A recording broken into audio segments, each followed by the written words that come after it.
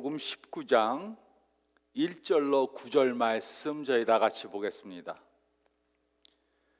예수께서 이 말씀을 마치시고 갈릴리를 떠나 요단강 건너 유대 지경에 이르시니 큰 무리가 따르거늘 예수께서 거기서 그들의 병을 고치시더라.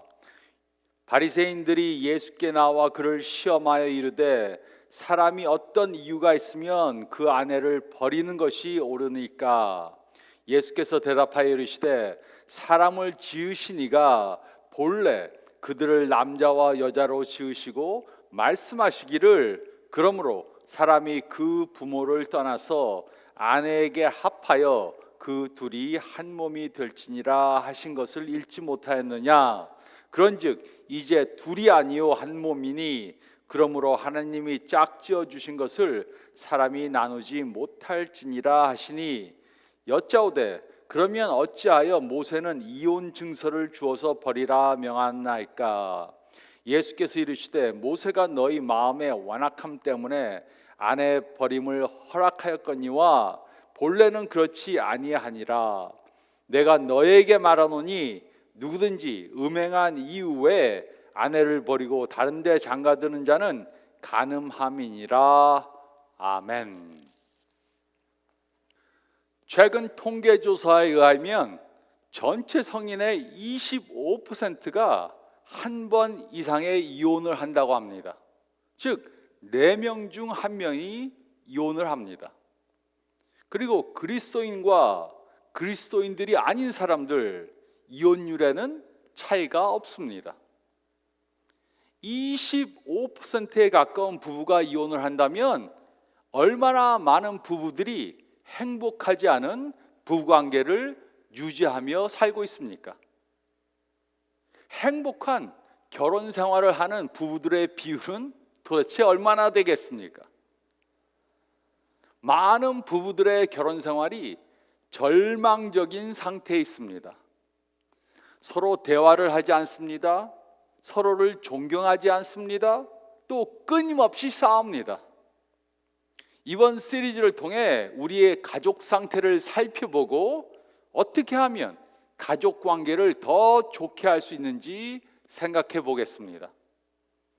오늘은 먼저 배우자 간의 결혼 상태를 살펴보고 그 관계를 개선할 수 있는 방법에 대해 생각해 보겠습니다. 싱글들에게도 이번 시리즈는 매우 중요합니다.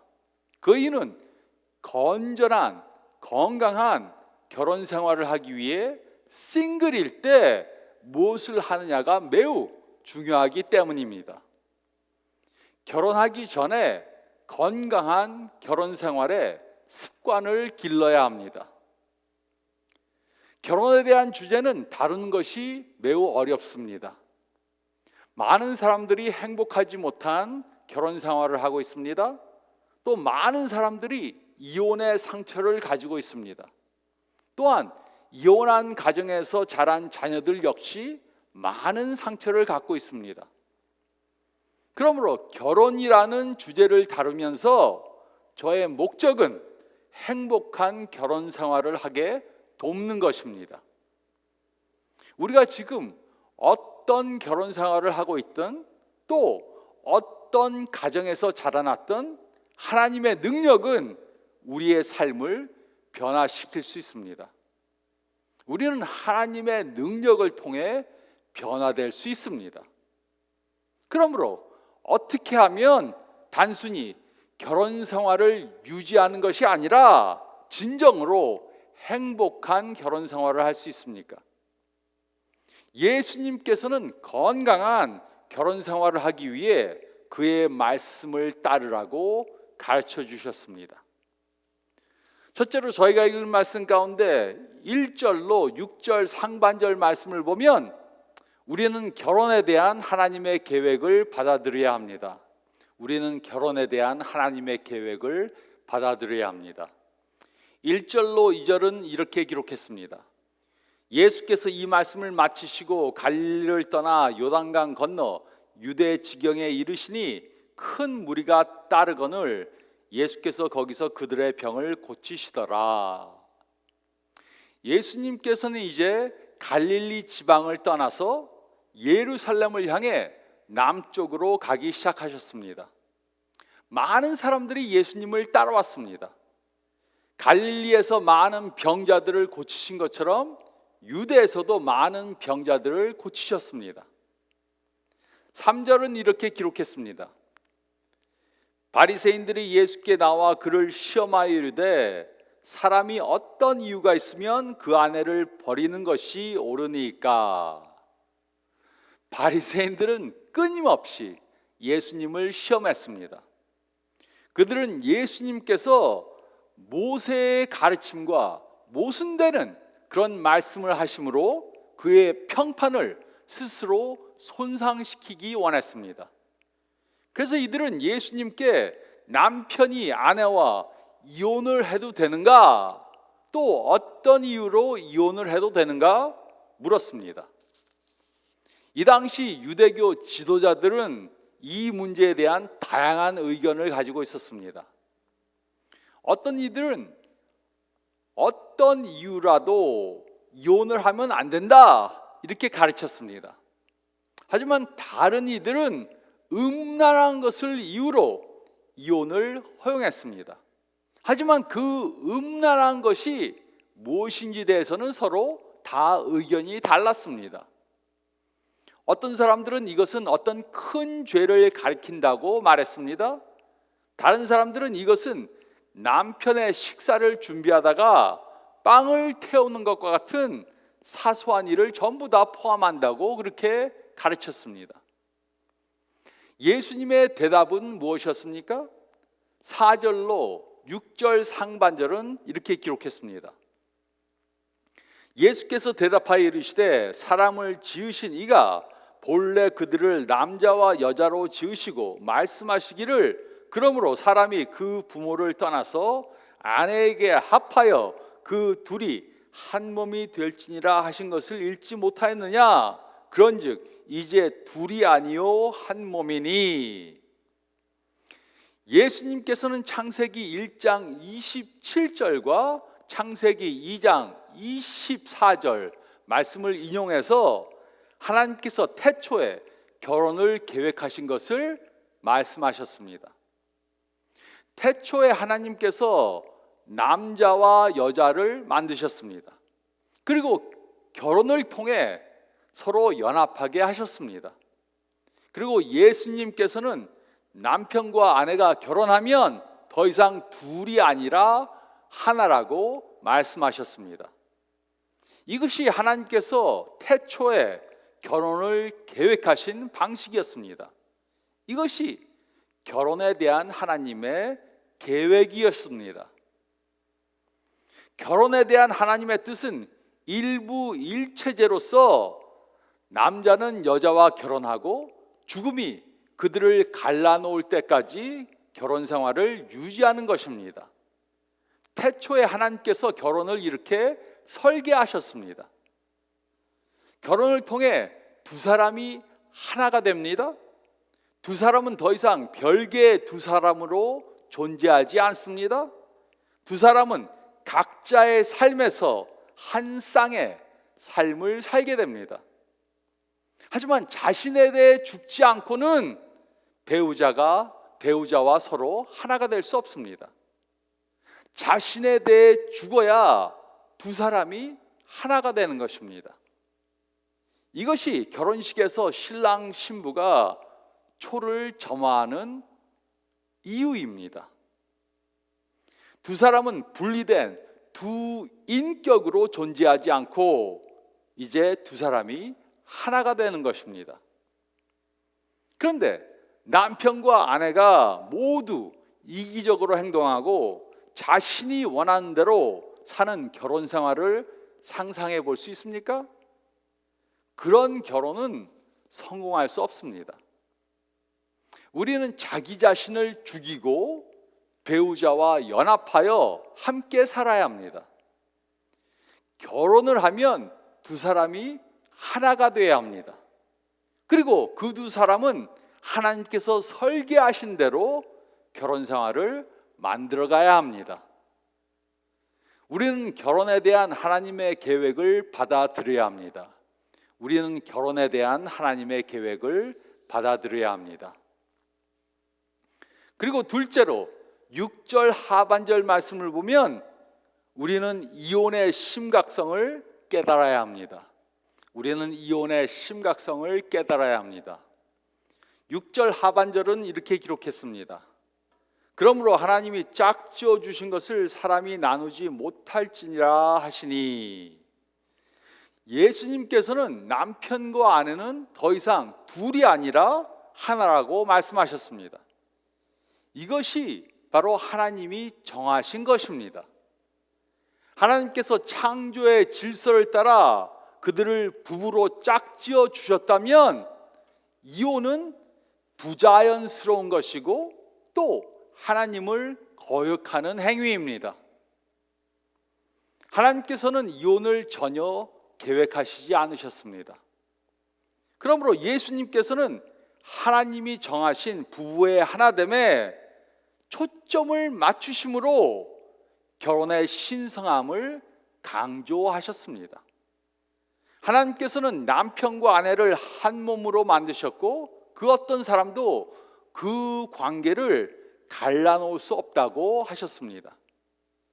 이에 반대되는 행위는 하나님의 뜻에 거역하는 것입니다.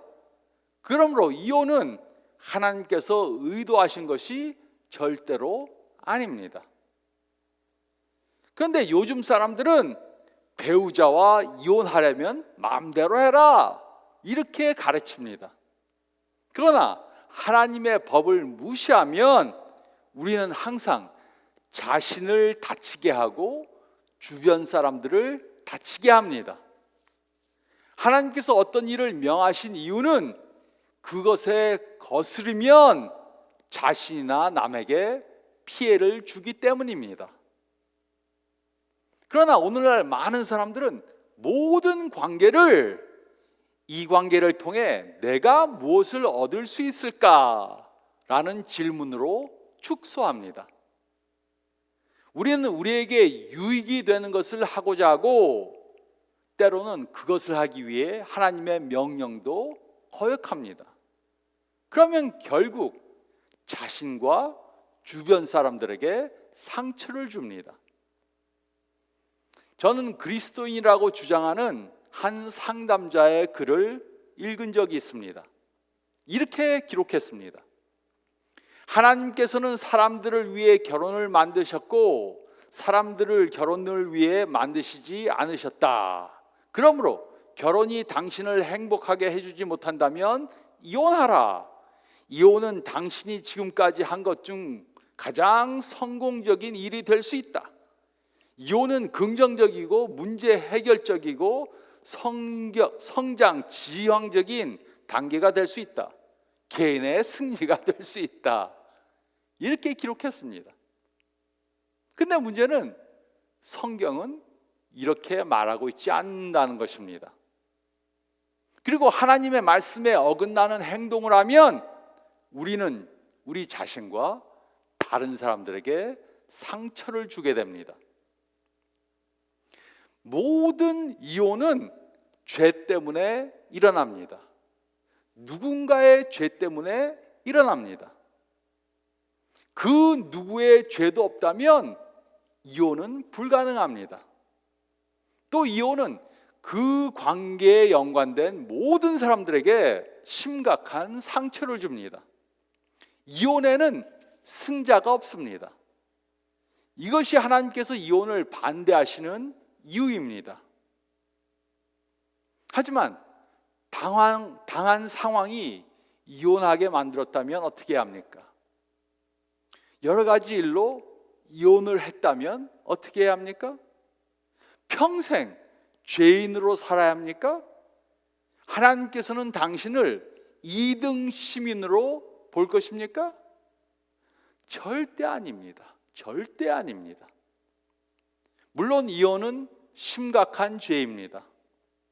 하나님께서는 모든 죄들을 미워하시고 이혼도 미워하십니다.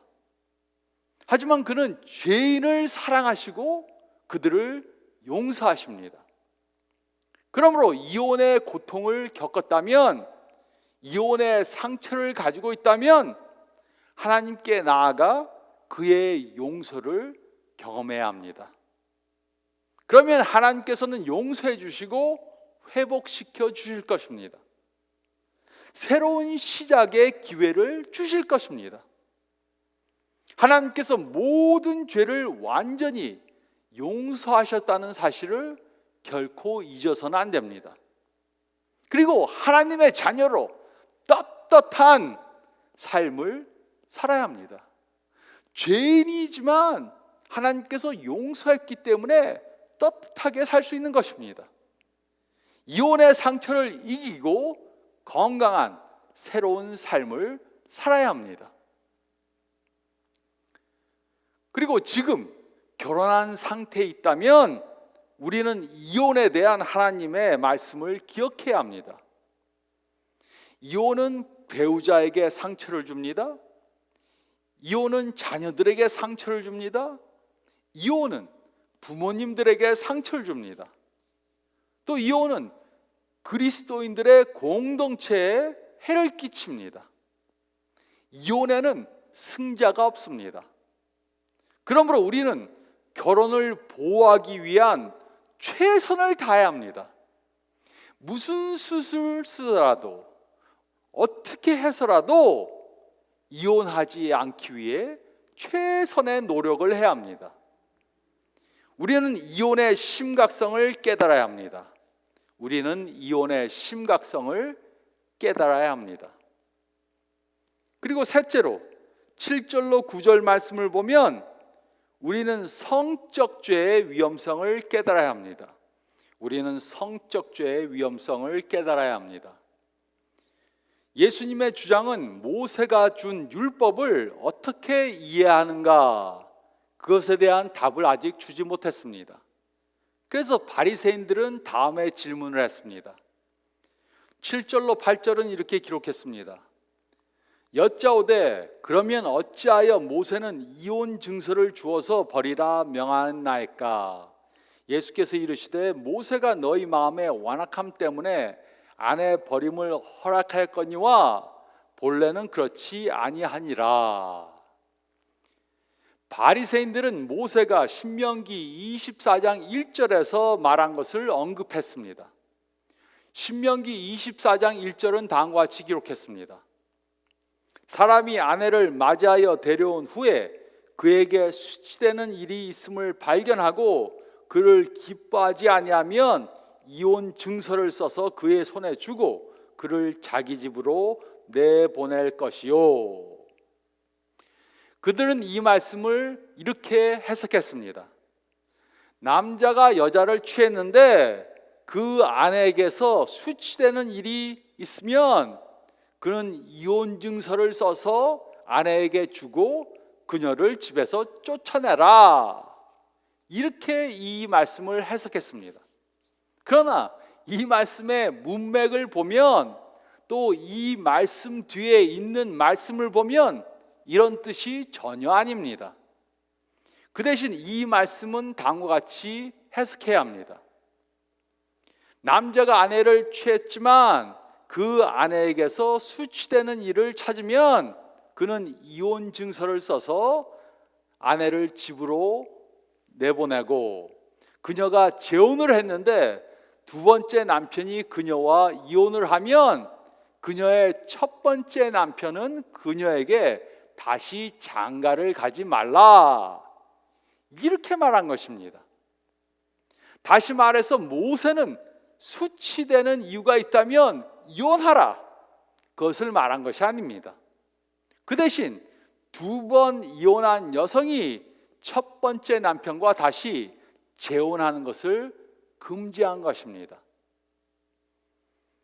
예수님께서는 모세가 허락한 것은 진정한 창조 질서가 아니라 사람들의 마음이 완악하기 때문에 허락한 것이라고 말씀하셨습니다. 그러므로 이혼은 하나님의 계획이 아닙니다. 이혼은 하나님이 정하신 도덕적으로 중립적인 선택이 절대로 아닙니다. 그 대신 이혼은 죄와 완악한 마음의 증거입니다.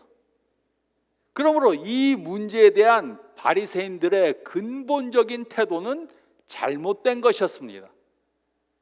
그런데 모세가 이혼을 허락한 음란은 도대체 무엇입니까?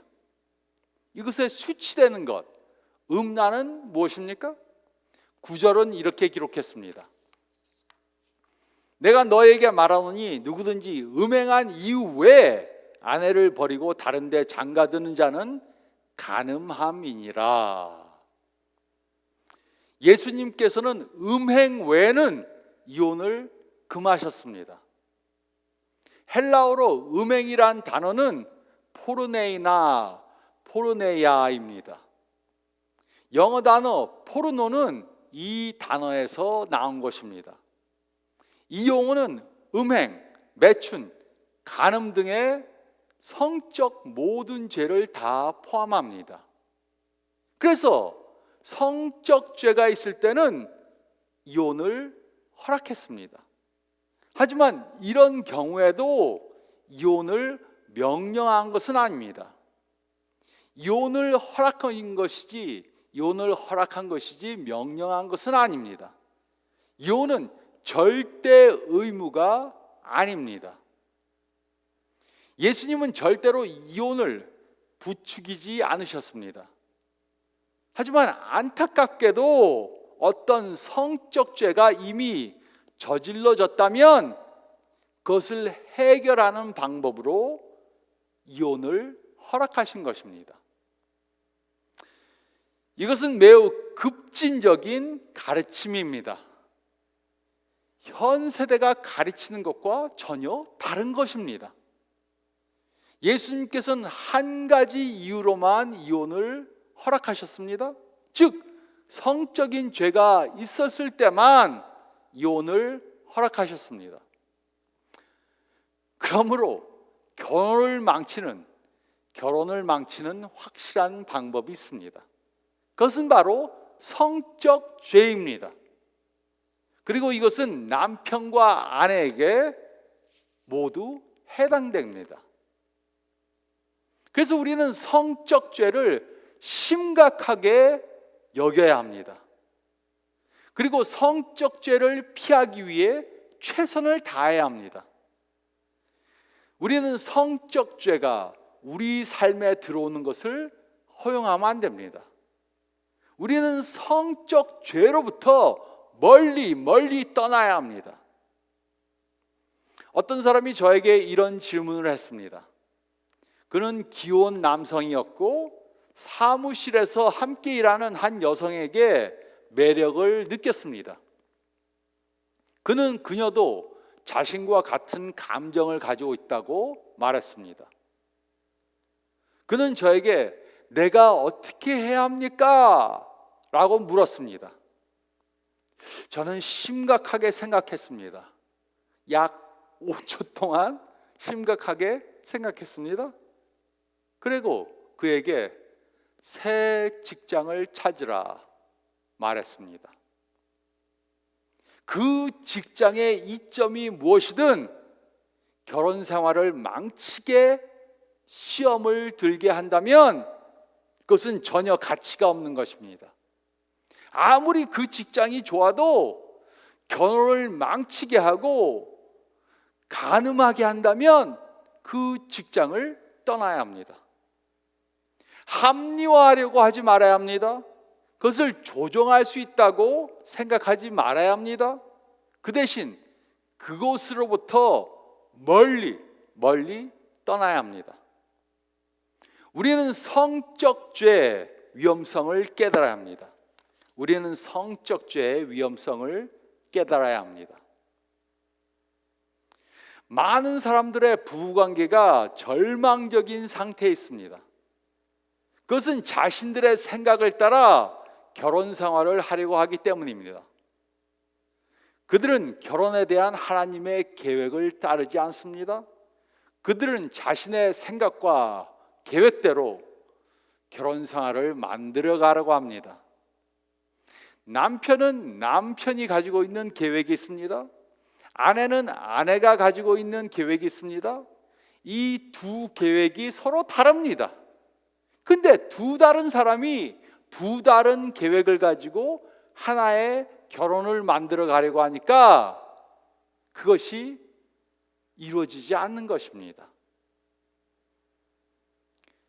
우리는 우리의 생각, 우리의 계획을 버리고 하나님의 계획을 따라야 합니다. 그렇지 않으면 우리의 결혼은 절망적인 상태에 빠지게 됩니다.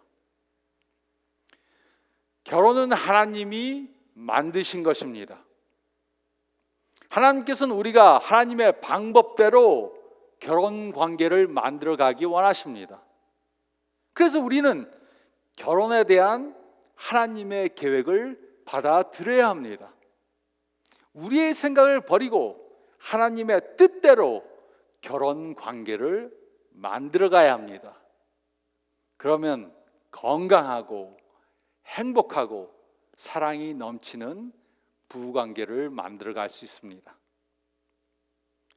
결혼에 대한 하나님의 계획을 따라 우리의 결혼 관계를 만들어가는 저와 여러분들이 되시기를 예수님의 이름으로 축원드립니다.